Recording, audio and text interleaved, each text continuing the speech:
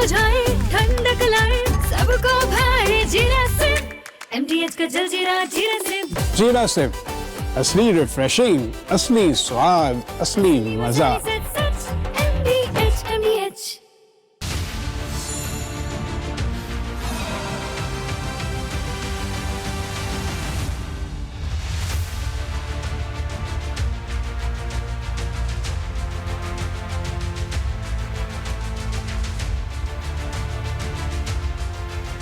नमस्कार दर्शकों, मेरा नाम है मानव यादव और आप मेरे साथ देखना शुरू कर चुके हैं राष्ट्र सर्वोपरि। और राष्ट्र सर्वोपरि इसलिए क्योंकि दर्शकों हम वो खबरें आपको दिखाते हैं जिनका सीधा असर आप पर पड़ता है। और बुलेटिन की शुरुआत करेंगे दिल्ली के मालवीय नगर में हुए अग्निकांड में, क्योंकि अग्निकांड में एक नया खुलासा हुआ है और इस खुलासे में न सिर्फ 21 लोगों की मौत के राज से पर्दा उठा है, बल्कि ये भी पता चला है कि महज एक व्यक्ति की गलती से 21 लोगों ने अपनी जान गंवा दी।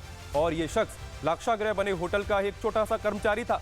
आखिर कौन था वो व्यक्ति, कौन था वो स्टाफ, और वो 3 जून की सुबह होटल में क्या कर रहा था जिसकी वजह से, जिसकी एक गलती ने 21 जिंदगियों को तबाह कर दिया है। और सवाल ये भी है कि क्या सच में एक व्यक्ति की गलती से इतना बड़ा हादसा हुआ है, या फिर किसी बड़ी मछली को बचाने के लिए एक छोटी मछली का एक तरीके से शिकार किया जा रहा है।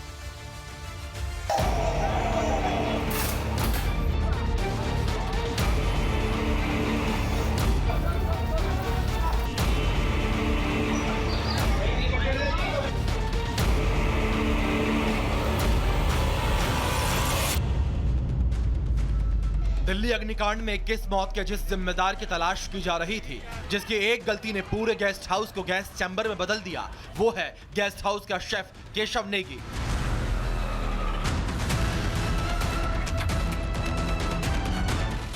दिल्ली के मालवीय नगर अग्निकांड में पुलिस ने ताबड़तोड़ कार्रवाई करते हुए आरोपी कुक केशव नेगी को गिरफ्तार कर लिया है। पुलिस की पूछताछ में शेफ केशव नेगी ने जो खुलासे किए, उसने सबके होश उड़ाकर रख दिए।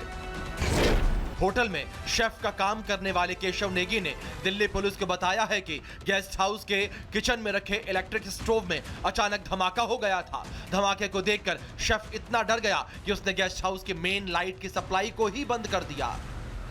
मेन लाइट की सप्लाई बंद होने से गेस्ट हाउस का पूरा इलेक्ट्रिक सिस्टम ठप पड़ गया। मुख्य बिजली सप्लाई बंद होने के कारण इलेक्ट्रॉनिक डोर लॉकिंग सिस्टम ने काम करना बंद कर दिया, जिस वजह से लोग अंदर ही फंस गए और धुएं आग के बीच बाहर नहीं निकल सके। देखते ही देखते 21 लोग मौत के मुंह में समा गए।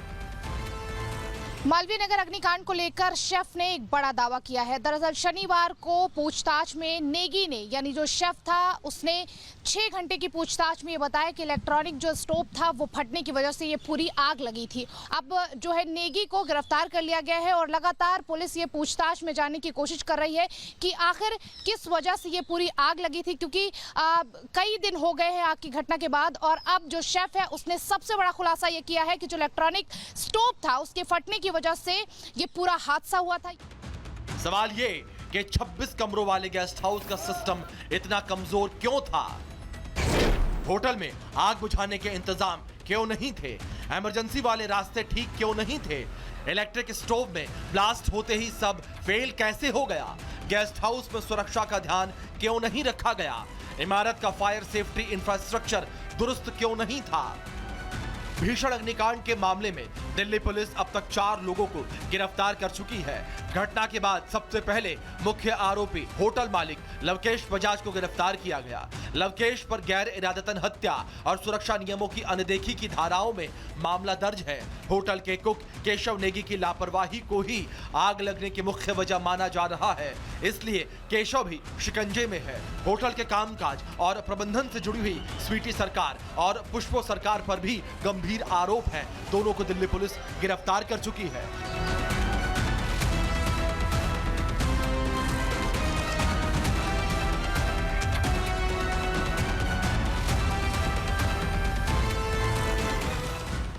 दिल्ली अग्निकांड की जांच लगातार जारी है और जांच पड़ताल के बीच बुलडोजर भी बदस्तूर गरज रहा है। आज मालवीय नगर के फ्लोरिश स्टे होटल्स की सटी दुकानों के सामने वाले हिस्से पर बुलडोजर कार्रवाई की गई। अवैध निर्माण को तोड़ दिया गया। ये वही फ्लोरिश होटल है जिस अग्निकांड में कई जिंदगियां, 2 दर्जन से ज़्यादा जिंदगियां काल के गाल में समा गई थी। यहाँ जो एक्शन हुआ है ये वो लेन है उसी होटल वाली जहाँ पर ये बुलडोज़र एक्शन हुआ है। कैसे हुआ, पहले तो सीलिंग के बारे में आपको बताते हैं। डॉक्यूमेंट्स में, कागज़ों में बताया जा रहा है कि बहुत धनक के साथ जो एमसीडी है, नगर निगम है, उनकी तरफ से कार्रवाई की जा रही है। क्या कर रहे हैं, जो दुकानें हैं उनको सील किया जा रहा है। सरकार का डंडा पड़ा, प्रशासन से पूछा गया कि भाई क्या काम कर रहे थे आप, तो तब अपने काम को दिखाने के लिए ये कार्रवाई की है उन्होंने। ये बुलडोज़र एक्शन है, ये है बुलडोज़र एक्शन।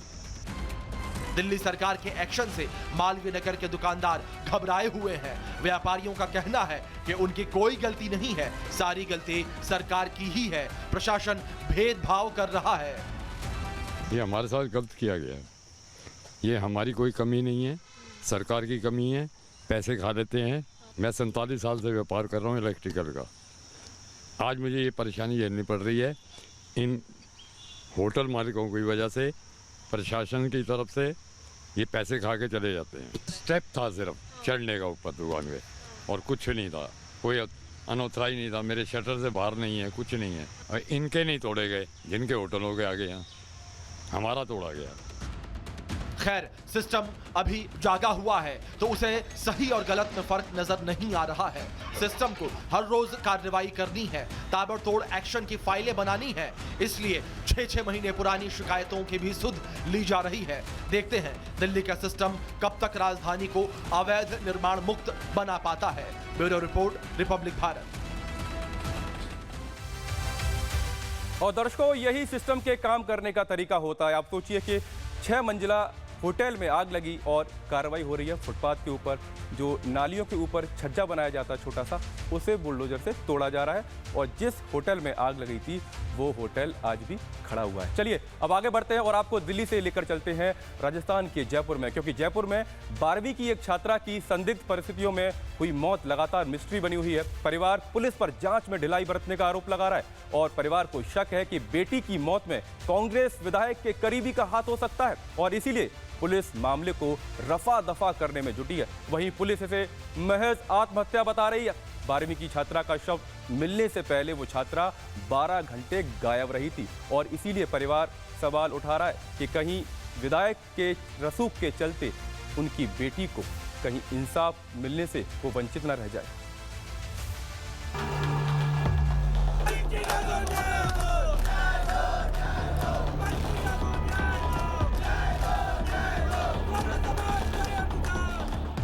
दिल्ली से करीब 300 किलोमीटर दूर जयपुर में हुई एक छात्रा की संदिग्ध मौत ने हड़कंप मचा दिया है। इंसाफ के लिए परिवार सड़क पर उतर आया है।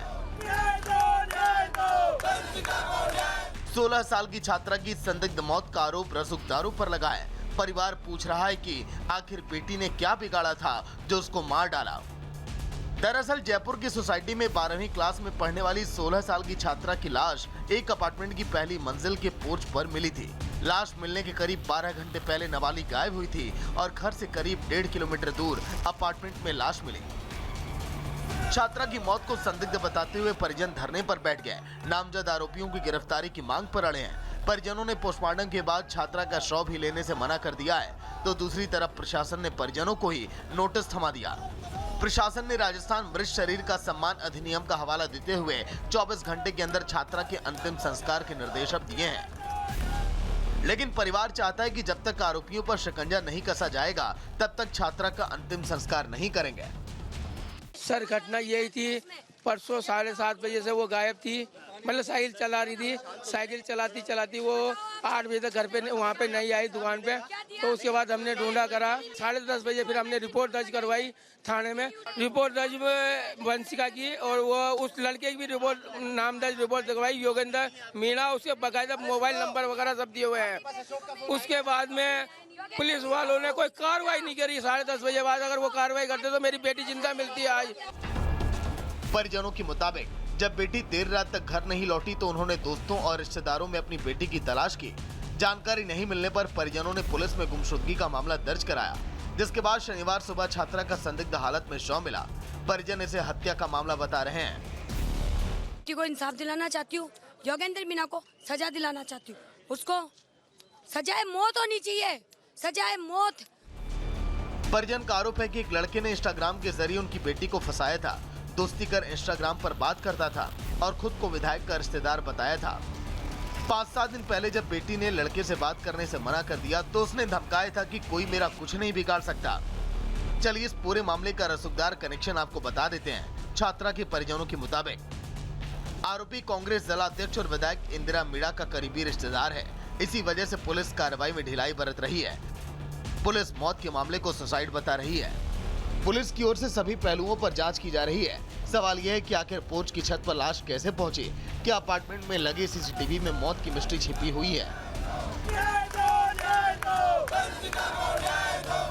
Bureau report, Republic Bharat. और छात्रा की मौत के मामले में रिपब्लिक नेटवर्क के पास एक्सक्लूसिव तस्वीरें आई हैं। मौत से पहले छात्रा की आखिरी तस्वीर सीसीटीवी में कैद हुई है और ये तस्वीर आप देखिए, साइकिल से छात्रा अपार्टमेंट परिसर में दाखिल होती हुई दिखाई दे रही है। मौत से पहले की ये गतिविधियां हैं और ये गतिविधियां छात्रा की मौत के मामले में कई बड़े खुलासे कर सकती है और इसीलिए जांच एजेंसियों ने अब सीसीटीवी को अपने कब्जे में लेकर जांच तेज कर दी है। छात्रा की संदिग्ध मौत को लेकर कई सवाल हैं और सवाल इसलिए है क्योंकि परिवार लगातार ये कह रहा है कि उनकी बेटी की मौत की जांच हत्या समझकर जांच की जाए। पुलिस लेकिन लगातार दबाव बना रही है कि बेटी का जल्दी से अंतिम संस्कार कर दिया जाए, क्योंकि परिवार का आरोप यह है कि कांग्रेस के विधायक के करीबी होने के चलते, रसूखदार परिवार होने के चलते आरोपी पर कार्रवाई नहीं हो रही है। और अब आपको लेकर चलते हैं महाराष्ट्र के अकोला, क्योंकि अकोला से सिस्टम को हिला देने वाली एक खबर सामने आई है। क्योंकि जो फेलियर दिखाने वाला वीडियो है, एक आदिवासी महिला पति का इलाज अकोला के सरकारी अस्पताल में कराने के लिए पहुंची थी, लेकिन अस्पताल के असंवेदनशील स्टाफ ने आदिवासी महिला को सरकारी सिस्टम से रूबरू करा दिया। महिला पति को अपनी पीठ पर लेकर घूमती रही, लेकिन अस्पताल के स्टाफ पर रत्ती भर भी फर्क नहीं पड़ा। देखिए आखिर किस तरीके से सिस्टम लगातार बेसहारा और गरीबों से एक तरीके से नजरें फेर रहा है।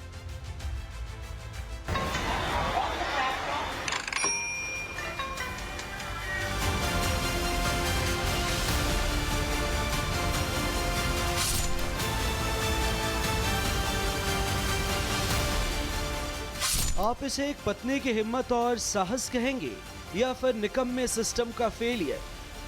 आप इसे कुछ भी कहिए, लेकिन इस एक तस्वीर ने महाराष्ट्र की स्वास्थ्य व्यवस्था के खोखले दावे को पूरी तरह नंगा कर दिया है।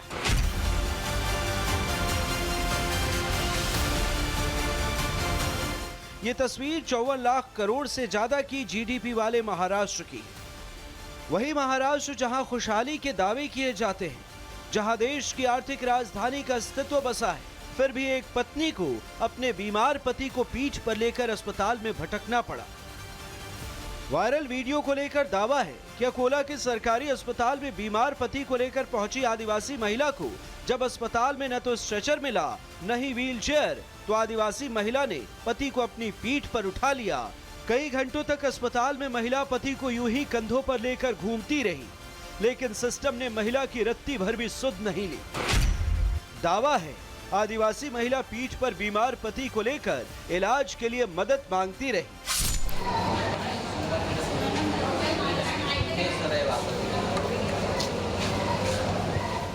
लेकिन अस्पताल में मौजूद कर्मचारी और सुरक्षा गार्ड में से किसी ने भी आगे बढ़कर मदद की कोशिश नहीं की, क्योंकि सिस्टम में सब एक ही थाली के चट्टे बट्टे जो होते हैं। वीडियो वायरल होने के बाद स्वास्थ्य विभाग में हड़कंप मचा है। अब कार्रवाई के नाम पर क्या किया जाएगा, ये तो सिस्टम और उनके नुमाइंदे ही जानते हैं। ये सिर्फ एक मजबूर पत्नी की बेबसी नहीं, बल्कि जमीनी हकीकत है उस सिस्टम की जो कागज पर अस्पताल को हाईटेक बना देता है, लेकिन जमीन पर एक मरीज को 4 पहियों की व्हीलचेयर तक नहीं दे पाता।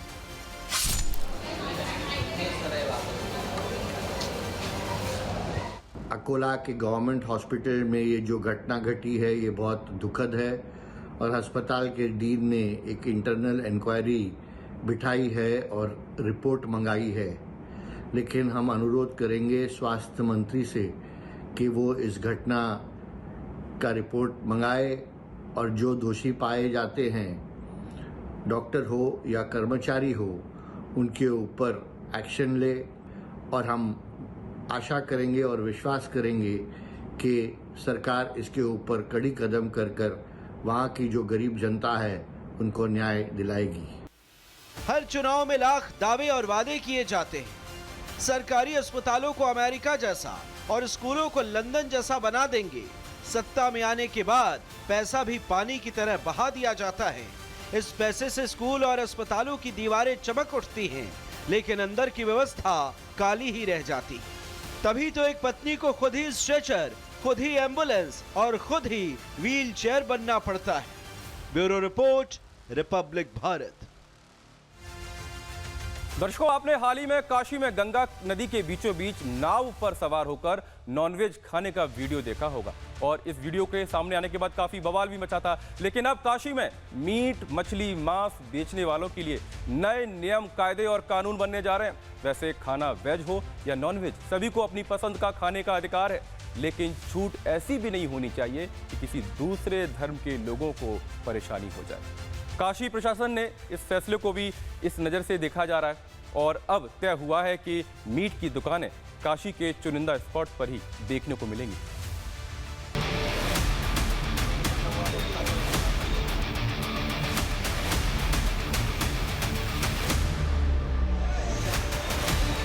वो काशी जिसकी स्थापना खुद भगवान शिव ने की थी, वो काशी जिसे 3000 साल से ज्यादा पुराना बताया जाता है, वो काशी जो शिव भक्तों की आस्था का बड़ा केंद्र है, उस काशी को अब मांस मछली मुक्त बनाने का अभियान छिड़ गया है।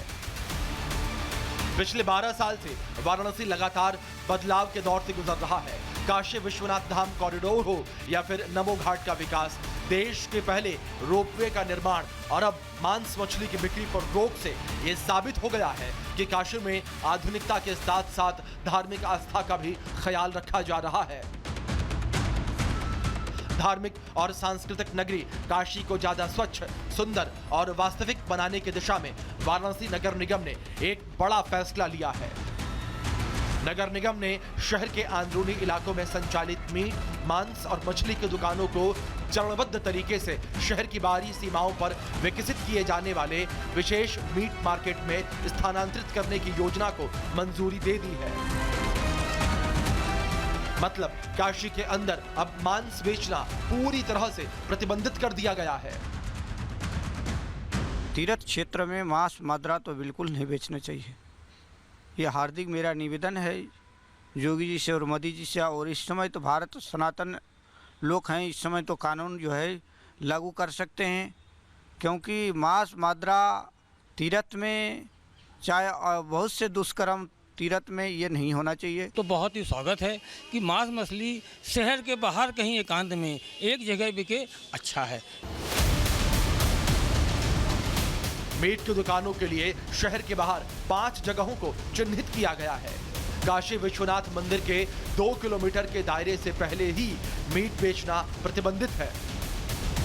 सरकार का फैसला बहुत सराहनीय है और मुझे लगता है कि लंबे समय से ये मांग चल रही थी और बहुत ही शानदार जो है ये कार्य हुआ है। और मुझे लग रहा है कि जितने भी मंदिर हैं, चाहे वो काशी का है या कहीं भी, ये सारी चीज़ें जो है दूर ही होनी चाहिए। को खाली बनारस में नहीं, पूरा ऑल यूपी में करना चाहिए, यूपी छोड़ के पूरा ऑल इंडिया में।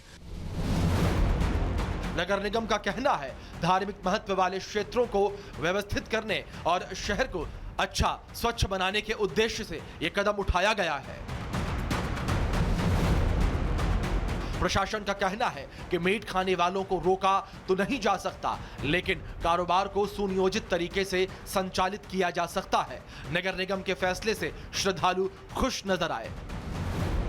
बहुत स्वागत योग्य कदम है और सरकार को चाहिए कि जितने भी धर्म स्थल हैं सब पे ऐसी व्यवस्था उचित और पर अच्छा प्रबंध होना चाहिए। ये बहुत अच्छा कार्य है और यहाँ पे आपको मालूम है कि देश जो है सनातन धर्म के अधिक परसेंटेज है हम लोग के, इसलिए ये जो भी कार्य हिंदू सनातन धर्म के लिए रहा है वो बहुत अच्छा कार्य हो रहा है। वाराणसी का ये जो काम है ये पूरे उत्तर प्रदेश के सारे नगर निगमों पर लागू होना चाहिए, जहाँ पे भी ऐसे धार्मिक और इस टाइप के मंदिर हैं। हाल ही में गंगा नदी के बीच नाव पर नॉनवेज सेवन का वीडियो सोशल मीडिया पर वायरल हुआ था, जिसके बाद काफी हंगामा भी मच गया था। दावा किया जा रहा है कि वाराणसी नगर निगम का यह फैसला नाव में नॉनवेज वाले मामले का इफेक्ट भी हो सकता है। काशी विश्व की सबसे प्राचीन नगरी है, पौराणिक और आध्यात्मिक दृष्टि से महत्वपूर्ण नगरी है और बाबा विश्वनाथ की नगरी है। तो बाबा विश्वनाथ के आसपास मांस मदिरा के सेवन पे नगर निगम ने रोक लगाई है एक निश्चित क्षेत्र में। नगर निगम के इस फैसले का स्वागत है, क्योंकि पवित्रता अक्षुण्ण रहनी चाहिए। सिर्फ काशी ही नहीं, देश के दूसरे धार्मिक स्थलों की पवित्रता को लेकर राज्यों में विशेष अभियान चलाए जा रहे हैं। भगवान श्री राम की जन्मभूमि अयोध्या के पूरे नगर निगम क्षेत्र में मांस और शराब की बिक्री पूरी तरह प्रतिबंधित है। श्री कृष्ण जन्मभूमि और वृंदावन समेत ब्रज क्षेत्र के करीब 10 वर्ग किलोमीटर दायरे को पवित्र तीर्थ स्थल घोषित करके मांस मदिरा पूरी तरह बैन कर दिया गया है। हरिद्वार के नगर निगम सीमा के भीतर मांस, मछली और शराब की बिक्री और सार्वजनिक सेवन पर पूरी तरह से कानूनी प्रतिबंध है। महाकाल की नगरी उज्जैन, ओंकारेश्वर, महेश्वर और अमरकंटक, ओरछा, मैहर, दतिया, पन्ना, मांडू और मंदसौर जैसे प्रमुख धार्मिक केंद्रों पर भी मांस और शराब की बिक्री प्रतिबंधित है। दरअसल धार्मिक स्थलों की पवित्रता और आध्यात्मिक शुद्धता को बनाए रखने के लिए मांस और शराब बैन जैसे फैसले लिए जा रहे हैं। नियमों का उल्लंघन करने पर भारी जुर्माना या कानूनी कार्रवाई भी हो रही है। Bureau report, Republic Bharat. और सिर्फ मीट की दुकानों पर ही पाबंदी नहीं लगनी चाहिए, जितनी भी शराब की दुकानें धार्मिक स्थलों या मंदिरों के आसपास हैं उस पर भी बैन लगना चाहिए और सरकारों को जो शराब से टैक्स मिलता है उसका मुंह छोड़ देना चाहिए।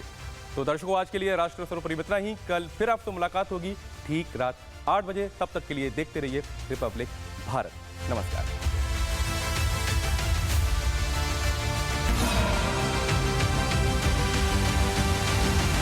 चमकी चाट से क्या बना है? सैंडविच, लस्सी और छाछ। हर घूंट में चमकी चाट। ड्राई फ्रूट और दही बड़े। चमकी चाट से स्वाद बढ़े। असली स्वाद सिर्फ चमकी चाट।